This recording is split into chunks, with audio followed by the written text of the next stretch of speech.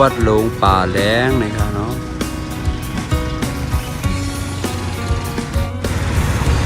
ตั้งในเป็นเส้นตั้งอันตีกว่ากัดเก่านะครับเนาะกัดเก่าเจ้าฟ้าเนี่ยเลยกว่าครับเนาะก็เลยไปตั้งไว้เลยครับเนาะไปด้วยครับเนาะพอถึงมาได้เป็นเส้นหือนะครับ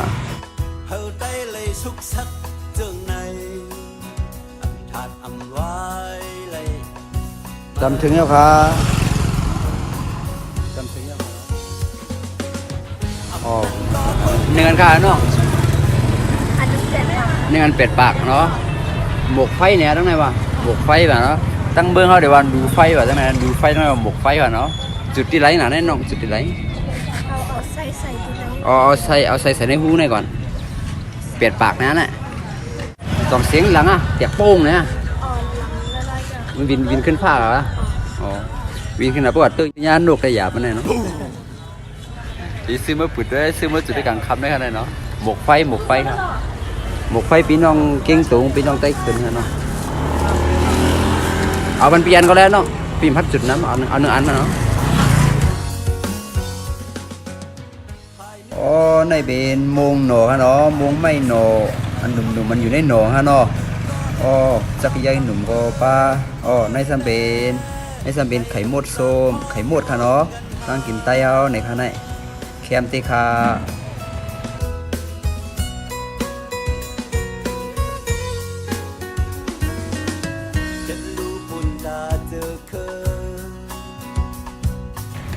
ตีออนมาหลีด้วยเทียงผักในค่ะเนาะอุ้มบีจีเลยค่ะอ้อในเป็นป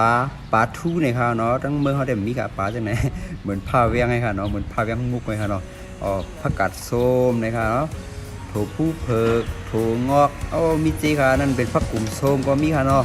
ผู้จับหวานครับไม่ต้องไปเข้าค่ะเนี่ยอ๋อค่ะจังไหนก็เป็นข้าวล้ามข้าวขี่ข้าวกาบในค่ะเนาะมีจีเลยค่ะ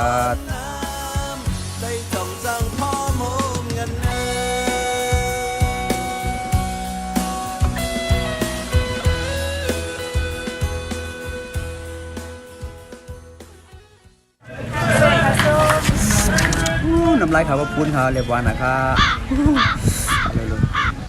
ในหมักสังข้าบักนุดบักมุดได้ให้ดูกินค่ะนะถ้าตั้มยำกินนะต้นมันสูงไงคะต้นเดี่ยมๆมาจากไหนต้นสูงอ่ะอ๋อได้หมักแกงลองซูมค่ะในข้าวต้มกินได้ไหมเจียมพนค่ะอ๋อ1 โลในเป็น6 ขันค่ะเนาะ6 ขันได้เงินเหงหาค่ะเนาะอะไรซื้อมือด่าเหงหาค่ะเนาะใส่มันค่ะ1 โลค่ะความมันว่าอะไรเดี๋ยวปี2 มา1 โลค่ะเนาะได้เป็นความไทยค่ะเนาะความไทยกับความขืน1 โลเนี่ยอ๋อ1 โลเขาเรียกว่า6 ขันเลยค่ะเนาะ6 ขันค่ะเนาะ1 โลใส่ความมันค่ะเนาะราคาตัวเดียวเขาก็ถึงไว้ในกลางกาดแล้วนะครับเนาะคนก็ขึ้นนะครับราคาสังวาไรมาหันฟักดูเก่าเก๋ลงในเนาะฟักดูเวียงเก่านะครับเนาะเขาหลุดไรโมเจ็บใจเขาหลุดไรโมคุกจะไรปืนอันมานเขามายะกวนปังขอคำหลงที่เก่งตุงเขานั่นค่ะเมื่อปีแจ็คริดเพลงเก่าปาก91เนาะวันที่เดือน11นั่นนะครับเนาะฟักดูเก่าเก๋ลงในก็มันเป็นศักดิ์ศรีลงอันนึงแล้วนะครับเนาะกำในเขาเดอ่อนกว่ากันโตที่คุ้มเจ้าฟ้าเจ้าหกข้ามเขานะครับอ๋อในก็เป็นฟักดูแต่ที่เขาวางคุ้มเจ้าฟ้าเขานะครับเตรียมไว้ลิกใต้ขืนเขานะครับเนาะคาแต่หมอพัดคาออกมาวัดถึงดีนี่เป็นคุ้มสังว่ามาถึงปีจังไหนในใจได้ก็ดีค่ะในใจขิงเอาไว้นะครับเนาะโอคาอันไรหันอยู่คุ้มลงอันไหนเนี่ยเป็นคุ้มเจ้าฟ้าก็ทน44เนี่ยค่ะเนาะก็ทนไม้44เป็นเจ้าใจลงเนี่ยค่ะมือมันเจ้าไรขึ้นนั่งปลังเป็นเจ้าฟ้านั้นได้เป็นมือปีแทบก็รีดเหียงเก่าปาก46นั่นเนี่ยค่ะมือไรเสียงกำมันฟีกันนั้นได้เป็นปีแทบก็รีดเหียงเก่าปาก97เนี่ยค่ะเนาะอันขาวยามในหลิวด้วยในปืนได้ก็ มือกับปานกูปอกมานเขาคุบซิมอานานั่นในเลยเงียบออกมันเจ้ามือขังควักดีเมืองมานตากุงนะคะเนาะไว้สิขึ้นป่วยมันเจ้าออกรอดควักเยาก็สม่ำปันมันเจ้ามาเศร้าขึ้นตีหอลงเก่งตุงนะคะไว้นั้นมันก็เลยเสียงกามสุดหมุนนอนเฟกว่าที่เมืองมานนะคะมือนั่นในจ่องก้อยเอาพองหลุดมันเจ้ามาก่อสร้างคุ้มหลวงไว้ที่หิมวางหอในเขาคุ้มอ่อนสีขาวชื่อในก็เนี่ยยินว่าได้เป็นขุมอันชื่อลูกหลานเจ้าฟ้าเขาหือบางชื่อก็ว่าเป็นขุมเจ้าฟ้าเขาเมื่อก่อนเมื่อซึ้นเนี่ยค่ะลิกไต้ขึ้นแล้วได้ก็เตรียมไว้อยู่ก็ยาคามหมอฟัดรู้ด้วยเนี่ยค่ะเนาะยาก็ปืนเจ้าฟ้าเจ้าฟ้าเจ้าใจหลวงเฮาที่เก่งตุงในปืนมันเจ้าเนี่ยขาฟัดด้วยใน YouTube ใน Facebook ก็ซ้ำมีเนี่ยค่ะเนาะย้อนนั้นในสังวาเขาเลยใครฟิตกาได้รัดบอกฟิตกว่านี่ก็ปล่อยว่างคว้างบันสีกัมคาป่องใส่บันสีกัมคาน้องยิบใส่กระยิบต้องคุณ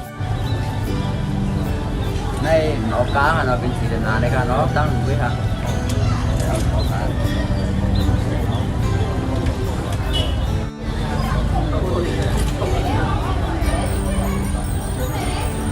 กากันโตคนนั้นเนาะ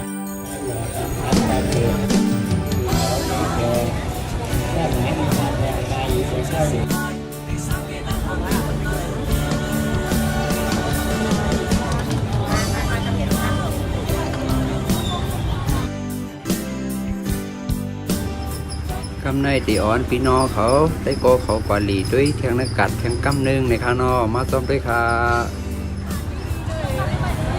เราเย็นขาดีโอ้โหอันนี้ขายดีขายใช่ไหมอันนี้5 บาทได้ใช่5 บาทอ่ะเอาบันค่าอันนี้เอากันนี่หน่อยอันนี้เนี่ย5 บาทนี่เอ๋มี5 บาท5 บาทมี5 บาทละเนี่ยกินตั้งกินเหมือนนั่นค่ะเนาะตั้งกินเมื่อก่อนกินเมื่อก่อนค่ะเนาะหวานได้ค่ะเนี่ยหวานเลยตั้งกินเมื่อก่อนเห็นไหมกินต้มเขาค่ะมาค่ะแล้วลูกผักหวานค่ะนั่นเลยค่ะลูกหอยเขียดแห้งค่ะน้อยถุงให้เป็นเขียดแห้งค่ะเนาะบางซื้อแถวเฮ็ดอาจุนก็ไรค่ะเนี่ยเขียดแห้งค่ะเนาะหอยนี่ค่ะหอยทั้งพี่น้องเก่งถุงของเขาได้ก็กวักไว้กำเดียวค่ะตับสืบข้าวเนาะผักเขียวกดนำค่ะสภาวะละลายค่ะเนี่ยกำในเทโกดีกว่าหาด้านขายอันเป็นซาวอ่อนซอสขายไว้ในค่ะเนาะต่อมาด้วยค่ะผู้หลังนอกฮะเขามุ้นเขารู้ว่าเขามุ้นอ่ะ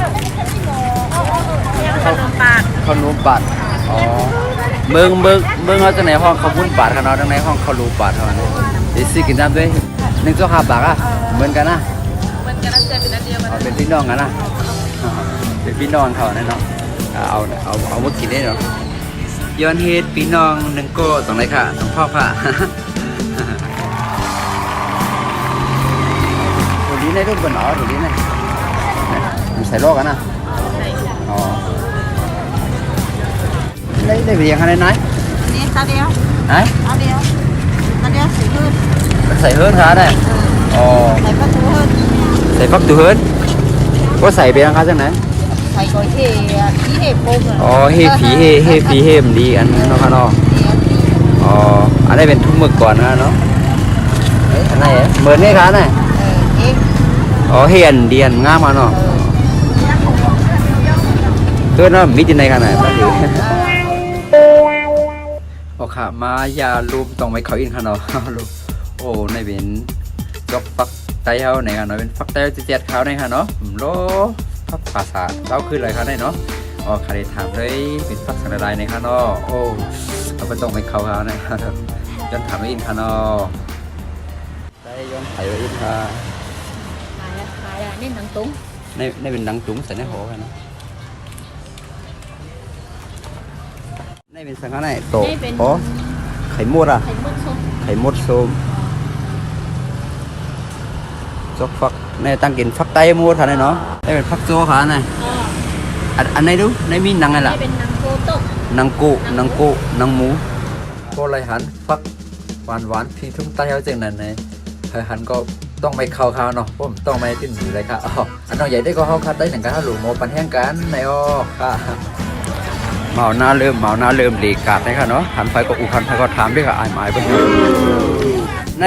ตึกเป็นเหลียงกุ้ยค่ะเนาะเหลียงกุ้ยค่ะในสังว่าดีซ้ำใต้คนนำมาตินาลืมแฮงเสินได้ค่ะเนาะในเหลียงกุ้ยค่ะนาบ่ลืม